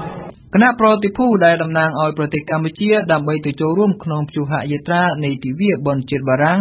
ក្នុងក្របខ័ណ្ឌប្រារព្ធខួប100ឆ្នាំនៃការកកើតសង្គ្រាមលោកលើកទី1នេះនឹងចាក់ចេញពីប្រទេសកម្ពុជានៅថ្ងៃទី5កក្កដាខែក្រោយនេះចំណែកទិវាបុណ្យជាតិបារាំងនិងការប្រារព្ធខួប100ឆ្នាំនៃការចាប់ផ្ដើមសង្គ្រាមលោកលើកទី1នឹងធ្វើឡើងនៅថ្ងៃទី14កក្កដាឆ្នាំ2014សុខភាពនិងអនាម័យក្រហមបៃតងឬលឿងផ្លែប៉ោមគឺជាចំណីអាហារដែលសម្បូរទៅដោយសារធាតុអង់ទីអុកស៊ីដង់និងសម្បូរដោយសរសៃទទួលទានផ្លែប៉ោមជាប្រចាំអាចជួយទ្រទ្រង់សុខភាពយើងផងនិងជួយកាត់បន្ថយគ្រោះកើតជំងឺសរសៃឈាមបេះដូងជំងឺមហារីកនិងជំងឺហឺតតើផ្លែប៉ោមមានគុណប្រយោជន៍យ៉ាងណាចំពោះសុខភាពតើត្រូវជ្រើសរើសផ្លែប៉ោមប្រភេទណានិងទទួលទានក្នុងកម្រិតណាទើបអាចទាញយកផលល្អមកបម្រើសុខភាពយើងបានសូមស្ដាប់ការបកស្រាយរបស់អៀងសុកមិញប៉ោមមិនមែនជាផ្លែឈើដ៏អស្ចារ្យនិងមានតម្លៃខ្ពស់ទៀតទេនៅក្នុងសង្គមខ្មែរនាពេលបច្ចុប្បន្ននេះគឺជាផ្លែឈើដ៏សាមញ្ញរហូតដល់លែងសូវមានអ្នកនឹកនាចង់ទទួលទានផងប៉ុន្តែផ្លែប៉ោមមានផ្ទុកនូវគុណប្រយោជន៍ដ៏ច្រើនអនេកសម្រាប់សុខភាពផ្លែប៉ោមសម្បូរទៅដោយសារធាតុសរសៃ fibre និងសារធាតុអង់ទីអុកស៊ីដង់តែខ្សត់ជាតិកាឡូរីផ្លែឈើនេះមានសកម្មភាពកាត់បន្ថយអាការៈឃ្លានហើយផ្លែប៉ោមមានអំណាចនិងមហិទ្ធិឫទ្ធិទប់ស្កាត់ការស្រេកទឹកពីព្រោះ 80% នៃផ្លែប៉ោមគឺជាសារធាតុទឹក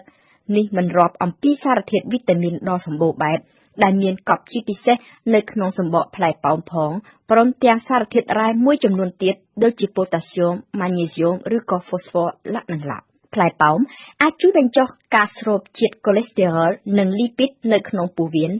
មានរូបល្អគួរឲ្យចង់ញ៉ាំងាយទុកងាយដាក់ងាយយកតាមខ្លួនមិនងាយជ្រិញមិនងាយជូរចត់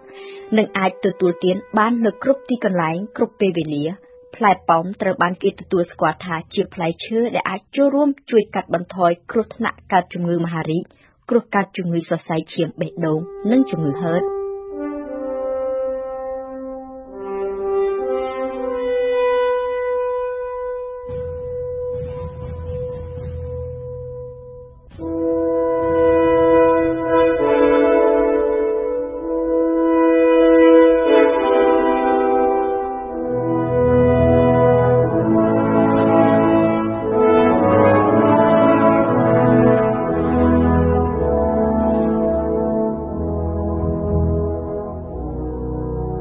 អ្នកវិទ្យាសាស្ត្ររកឃើញនិងពន្យល់យ៉ាងដូចម្តេចខ្លះចំពោះផលល្អនៃផ្លែប៉ោមនេះគុណប្រយោជន៍នៃផ្លែប៉ោមចំពោះសុខភាពមានជាអាចគឺការកាត់បន្ថយគ្រោះកើតជំងឺសរសៃឈាមបេះដូងអំណាចផ្នែកអង់ទីអុកស៊ីដង់របស់ផ្លែប៉ោមអាចចូលរួមកាត់បន្ថយគ្រោះកើតជំងឺសរសៃឈាមបេះដូងពីព្រោះអំណាចអុកស៊ីដង់នេះជួយទៅកាត់បន្ថយនិងការពារជាតិខ្លាញ់លីពីតដែលមាននៅក្នុងចរន្តឈាមនិងជួយកាត់បន្ថយអត្រាជាតិកូលេស្តេរ៉ុលខ្លាញ់នៅក្នុងឈាមផងបើតាមការសិក្សាថ្មីចុងក្រោយបង្ហាញថាបរិភោគផ្លែប៉ោមជាផ្លែឈើស្រស់អាចកាត់បន្ថយគ្រោះថ្នាក់ដែលបង្កឡើងដោយសញ្ញារោគស្ទះសរសៃឈាមអាហ្វែកូរ៉ូណាsyndrome coronaire aigu របស់មនុស្សប្រុសសញ្ញារោគដែលមានជាអាចគឺការចុះទ្រូងការស្លោកសាច់ដុំបេះដូងធាតុដើមធម្មជាតិនៃផ្លែប៉ោមមានឥទ្ធិពលល្អខ្លាំងណាស់សម្រាប់បញ្ចុះខ្លាញ់នៅក្នុងឈាមជាពិសេសខ្លាញ់កូលេស្តេរ៉ុលអាក្រក់បើតាមការពិសោធន៍លើសត្វកណ្ដុរសារធាតុដើមនៃជាតិផ្លែឈើប៉ោមនេះអាចកម្ចាត់ជាតិកូលេស្តេរ៉ុលក្នុងប្រមាណច្រើនដោយបញ្ចេញតាមលាមកហើយបើចំពោះការសិក្សាលើមនុស្សវិញបានបង្ហាញថាការទទួលទានផ្លែប៉ោមស្រស់ដែលមានផ្ទុកពេញទៅដោយសារធាតុនិងរសជាតិធម្មជាតិដើមលាយជាមួយនឹងបន្លែផ្លែឈើដទៃទៀតដែលមានសារធាតុសរសៃដែរនោះអាចទៅបញ្ចុះកូលេស្តេរ៉ុលអាក្រក់បានយ៉ាងពិសេសតែម្ដងទឹកផ្លែប៉ោមដែលគៀបច្របាច់ចេញពីផ្លែស្រស់ៗមានឥទ្ធិពលគាប់ប្រសើរយ៉ាងខ្លាំងទៅលើពពួកខ្លាញ់និងលើពពួកមេរោគបង្កការរលាកនិងការរាលដាលចុះចំពោះជំងឺហឺតវិញតើគេបញ្យល់យ៉ាងដូចម្ដេចអ្នកមានជំងឺនេះគួរតែបរិភោគផ្លែប៉ោមជាប្រចាំឬញ៉ាំផ្លែប៉ោម2ផ្លែឬក៏ច្រើនជាងនេះក្នុងមួយសប្តាហ៍នោះមុខងារផ្លូវដង្ហើមហេតុទាំងឡាយដែលបង្កឡើងដោយជំងឺហឺតព្រមទាំងការរលាកផ្លូវដង្ហើមនឹងបានទទួលឥទ្ធិពលការពារពីសារធាតុគ្មានពីររបស់ផ្លែប៉ោមសារធាតុ polyphenol និង flavonoid របស់ផ្លែប៉ោមនឹងទៅបង្កើនសមត្ថភាពផ្នែក antioxidant របស់សរីរាង្គយើងដោយទៅបញ្ចុះភាពរាលដាលការរលាករបស់អ្នកមានផ្ទុកជំងឺហេតុការសិក្សាមួយដែលធ្វើឡើងនៅលើកុមារមានអាយុពី5ទៅ10ឆ្នាំចំនួនជាង 2600 នាក់បានផ្ដល់សេចក្តីសន្និដ្ឋានថាការបរិភោគទឹកផ្លែប៉ោមផលិតឡើងដោយកំហាប់ផ្លែប៉ោមសោះមិនមែនជាការគៀបយកទឹកស្រស់ 100% ទេក៏អាចធ្វើឲ្យក្មេងៗទាំងអស់នោះមិនសូវជួបអាការៈដកដង្ហើមចេញចូលឬដូចគេហួចសូមបញ្ជាក់ថាសម្លេងដង្ហើមដូចគេហួចនេះគឺជាសញ្ញារោគមួយដែលនាំឲ្យគ្រូពេទ្យកំណត់ស្វែងរកជំងឺហឺតម្យ៉ាងវិញទៀតបើចំពោះស្ត្រីមានគភ៌ពិសាផ្លែប៉ោមជាប្រចាំក្នុងពេលទម្ងន់ទារកកើតមកនឹងមានគ្រោះកាត់ជំងឺហឺតតិចជាងកូនដែលអ្នកមិនបរិភោគផ្លែប៉ោមសោះតាក់ទងនឹងជំងឺមហារីកវិញការសិក្សាជាច្រើនបានបង្ហាញថាការបរិភោគផ្លែប៉ោមជាប្រចាំអាចកាត់បន្ថយគ្រោះកាត់ជំងឺមហារីកជាពិសេសជំងឺមហារីកសួតមហារីកពោះវៀនទាល់ការសិក្សាតាមបែប in vitro លើការបណ្ដុះកោសិកាបានបញ្ជាក់ថាការទទួលទានទឹកផ្លែប៉ោមឬក៏ផ្លែប៉ោមមួយផ្លែឬក៏ច្រើនជាងមួយផ្លែក្នុងមួយថ្ងៃជាប្រចាំនោះប្រសិទ្ធភាពផ្នែកការពារបញ្ចេញឥទ្ធិពលប្រឆាំងនឹងជំងឺមហារីកពោះវៀនធំពោះវៀនទាល់មហារីកសូដុននិងសួតនឹងលេចចេញឡើងសារធាតុ polyphenol និងល្បាយផ្សេងទៀតនៅក្នុងផ្លែប៉ោមនិងទឹកផ្លែប៉ោមទំនងជាមានសមត្ថភាព antioxidant និងអាចកាត់បន្ថយការរីករាលដាលនៃកោសិកាមហារីកបាន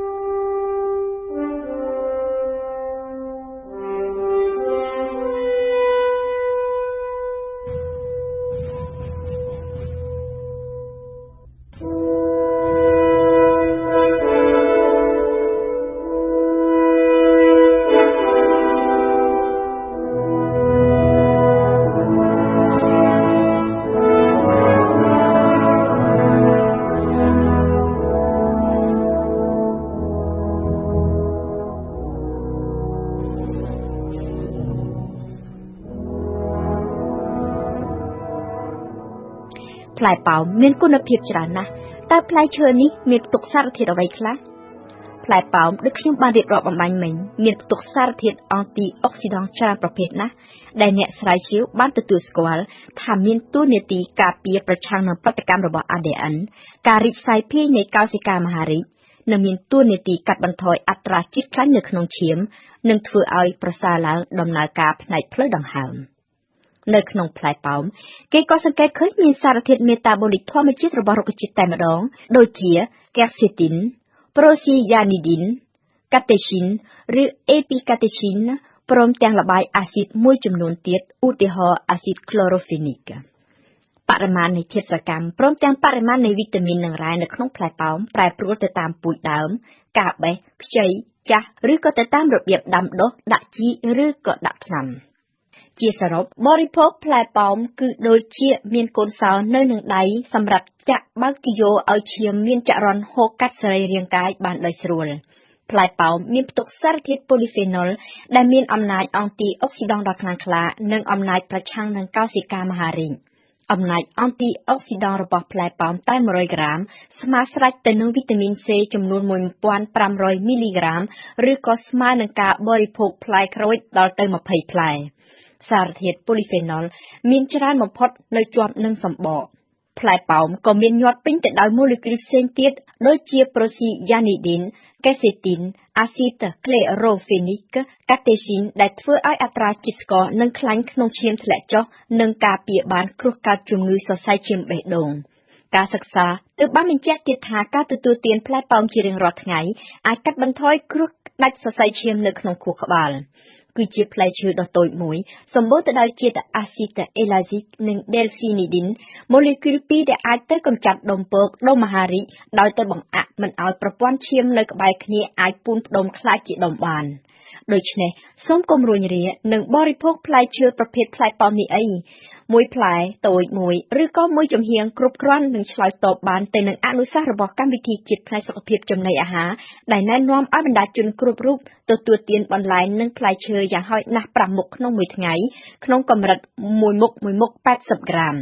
ថ្វីបើផ្លែប៉ោមដែលមានដាក់លក់ពេញមួយឆ្នាំទល់នឹងមួយឆ្នាំក៏ប៉ុន្តែតាមការពិតទៅប៉ោមគឺជាផ្លែឈើដែលមានរដូវដូច្នេះផ្លែនេះមានរសជាតិឆ្ងាញ់ខ្លាំងនៅរវាងខែកញ្ញាតុលាឬក៏វិច្ឆិកា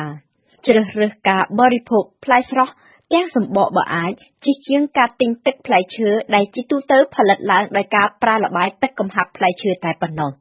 ទឹកផ្លែឈើឬទឹកកំប៉ុងឬក៏ទឹកច្រកដបមានប្រសិទ្ធភាពផ្នែកអង់ទីអុកស៊ីដង់ត្រឹមតែ 3% ប៉ុណ្ណោះបើប្រៀបទៅនឹងផ្លែឈើស្រស់ក៏ប៉ុន្តែសូមចងចាំថាផ្លែប៉ោមក៏មានផ្ទុកសារធាតុ fructose និងសូប៊ីតុលស្ករពីរប្រភេទដែលអាចធ្វើឲ្យមានបញ្ហាដល់មនុស្សខ្លះដែលមិនធន់នឹងសារធាតុស្ករពីរមុខនេះផលរំខាននោះមានជាអាចគឺការហើមពោះឈឺពោះស្ទល់ខ្យល់ឬក៏រាគរូសជាដើមឡើយកម្មវិធីព័ត៌មានរបស់យើងបានមកដល់ទីបញ្ចប់ចាប់ពីម៉ោង 8 យប់នេះតទៅលោកអ្នកនឹងបានស្ដាប់កម្មវិធីជាភាសាបារាំងកម្មវិធីជាខេមរៈភាសានឹងវិលមកជួបលោកអ្នកនៅម៉ោង 7 ព្រឹកស្អែកបន្តទៀតអរគុណរ៉ូសាដែលបានបញ្ជាផ្នែកបច្ចេកទេសនាងខ្ញុំរិទ្ធមូនីកានិងសហការីវិទ្យុបារាំងសូមអរគុណនិងសូមជម្រាបលា